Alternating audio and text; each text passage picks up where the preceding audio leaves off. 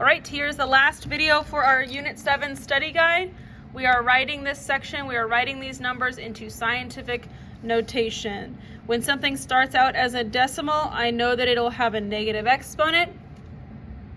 Okay, so I'm gonna move this 1, 2, 3, 4 times, and it'll be 4.5.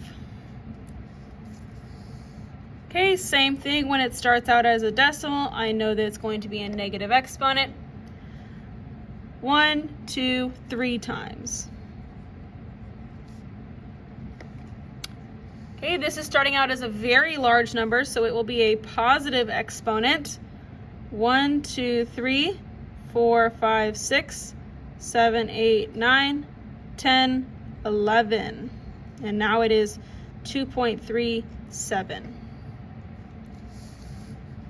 Okay, this is also a large number, so it's going to be a positive exponent. I'm going to move it 1, 2, 3, 4, 5 times. It is now 6.1. Okay, I just need to move this decimal once so that it's 3.4. That made the value increase, which makes the exponent decrease.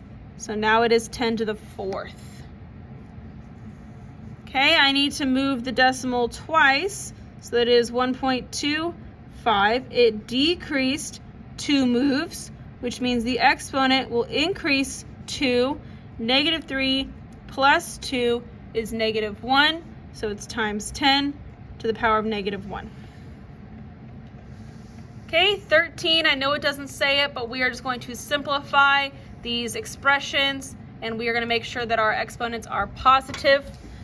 Okay, so we have, just gonna move the camera over. Okay, we have, you can kind of treat these as 3 separate problems. So we have 16 divided by negative 4, x to the 5th divided by x to the 7th, and y to the negative 3rd divided by y to the 3rd. So 16 over negative 4 is negative 4. Okay, x to the 5th over x to the 7th, you need to subtract 5 minus 7, which gives me x to the negative 2. Okay, I'm going to make that positive by doing 1 over x squared. And y to the negative 6th over y to the 3rd, I'm going to subtract. I'll get negative 9. Y to the power of negative 9, put into positive exponents, will be 1 over y to the 9th. Now I just combine these 3 into negative 4, and on the bottom, x squared y to the 9th, okay? Those ones on top are still kind of invisible up on the top, but it's just everything that was negative is now on the bottom. That negative 4 can stay up on the top because that's not a negative exponent. It's just a negative coefficient. That doesn't change its position. Okay, 13b. 20 over 5 is 4. X to the 4th over x to the 9th. We subtract 4 minus 9. That gives us x to the power of negative 5. Then we have y to the negative 4th over y to the 3rd. Negative 4 times 3 will give us y to the power of negative 7. 4 will be on top. These things are negative, so they will go on the bottom and now be positive. Okay?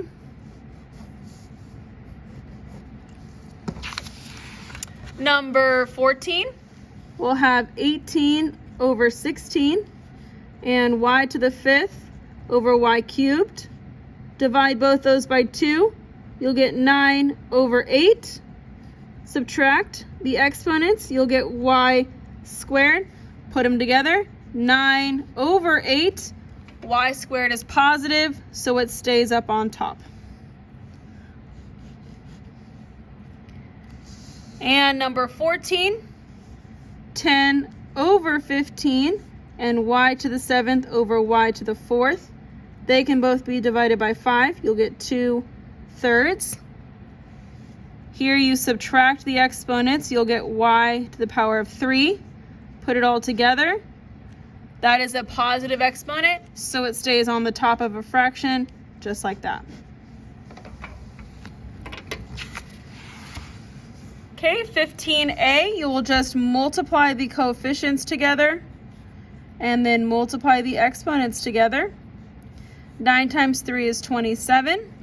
Multiplying numbers, you add the exponents, so x to the 11th. Here you multiply the coefficients and you multiply the numbers with exponents. 2 times 6 is 12. Add the exponents, x to the 5th.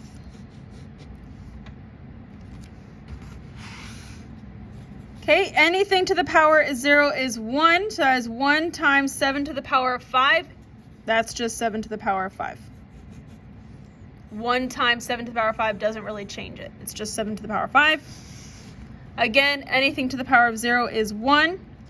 Now we just need to add these two, so it is 11 to the power of 15 times 1 is just 11 to the power of 15. And there is the Unit 7 study guide.